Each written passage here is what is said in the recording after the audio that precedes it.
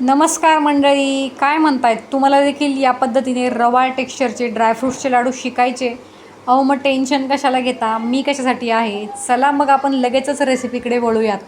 नमस्कार सर्वांचं आपल्या चॅनलवर खूप खूप मनापासून स्वागत आहे. मी तुम्हाला आज मस्त असे ड्रायफ्रूट्सचे लाडू दाखवणार आहे, तेही परफेक्ट मेजरमेंटमध्ये. हे जे लाडू आहे ते खायला तर खूप छान लागतातच, परंतु ते टिकतातही भरपूर दिवस. आता इथे मी पाव किलो इतके बदाम घेतले आणि या बदाममध्ये आपल्याला थोडंसं तूप टाकायचं आहे आणि तुपावर आपल्याला खरपूस असे हे बदाम भाजून घ्यायचे. हे जे लाडू आहे ते तुम्ही तुमच्या घरातल्या व्यक्तींसाठी, बाहेर कुठे ते ट्रॅव्हलिंग करत असतील तर ट्रॅव्हलिंगमध्ये देऊ शकतात, किंवा मग ते मुलं बाहेर असतील हॉस्टेलला वगैरे तर त्यांना देण्यासाठी खूप छान असा पर्याय हा आहे. बघा आता लालसर रंगावर हे जे बदाम आहे ते मी असेच 5 मिनिटांसाठी छान असे खरपूस भाजून घेणार आहे. भाजल्यामुळे या लाडूंची शेल्फ लाईफ वाढते, त्यामुळे भाजताना आपल्याला हे व्यवस्थित मंद आचेवर एक 5 मिनिटासाठी चांगले कलर चेंज होईपर्यंत भाजून घ्यायचे आहेत. आता याच पद्धतीने मी ते भाजून घेणार आहे. आता हे जे बदाम आहेत ते भाजून तयार झालेले, छान असं त्यांचा कलर देखील चेंज झालेला आहे. आता हे बदाम मी काढून घेणार आहे आणि याच तुपामध्ये आपल्याला आता आपले जे काजू आहेत ते देखील भाजून घ्यायचे. आता हे जे बदाम आहेत ते मी काढून घेतलेले. आता इथे मी पाव किलो इतके काजू घेतलेले आणि हे जे काजू आहेत ते देखील आपल्याला लालसर रंगावर खरपूस असे भाजून घ्यायचे आहेत. ड्रायफ्रूट्स तुम्ही तुमच्या आवडीनुसार घेऊ शकतात. तुम्हाला हवं असल्यास तुम्ही इकडे पिस्ते देखील घेऊ शकतात. मी ते काजू, बदाम, त्याचबरोबर काही पंपकिन सीड्स आणि सनफ्लावर सीड्स घेतलेले आहे. तर आता बघा हे जे काजू आहे ते याच पद्धतीने मी एक 5 मिनिटासाठी चांगले लालसर रंगावर येईपर्यंत भाजून घेणार आहे. आता इथे आपले जे काजू आहे ते बघा लालसर रंगावर भाजून तयार झाले, ते देखील मी एका ताटामध्ये काढून घेणार आहे.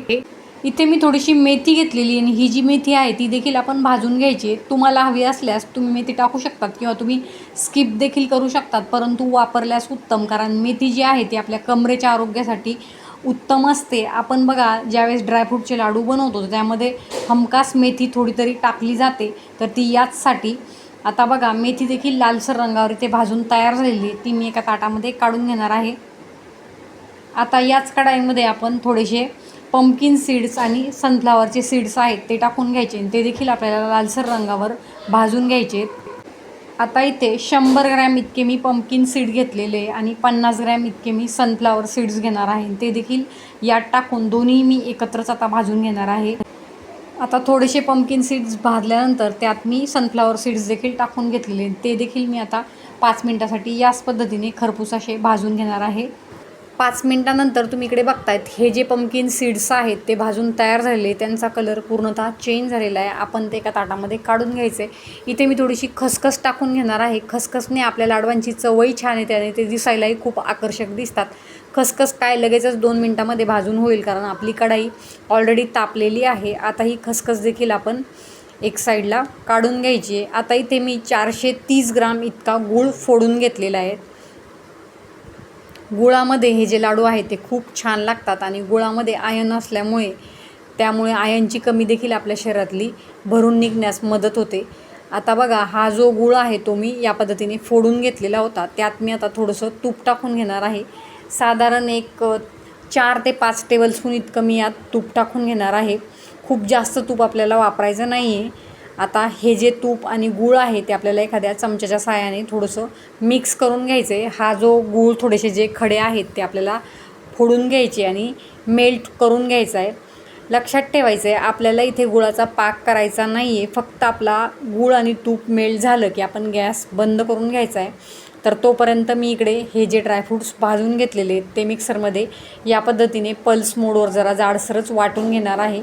तर बघा या पद्धतीने मी ते वाटून घेतलेले. आता हे उरलेले जे ड्रायफ्रूट्स आहेत ते देखील मी याच पद्धतीने जाडसर असे पल्स मोडवर दळून घेणार आहे. खूप जास्त बारीक आपल्याला पूड करायची नाही आहे, नाहीतर मग त्यांचं जे ऑइल असतं ते रिलीज होतं आणि खूप चिकट असं ते मिश्रण तयार होतं. म्हणून मी थोडंसं जाडसरच हे ठेवलेलं आहे आणि हे व्यवस्थित मिक्स करून घेतलेलं आहे. आता आपण जी खसखस भाजून घेतलेली आहे ती या मिश्रणामध्ये आपण मिक्स करून घेणार आहोत आणि ती व्यवस्थित या संपूर्ण ड्रायफ्रूटच्या मिक्सचरमध्ये हाताने मिक्स करून घ्यायची आहे. आता इकडे बघा आपला गूळ देखील मेल्ट होऊन तयार झालेला आहे.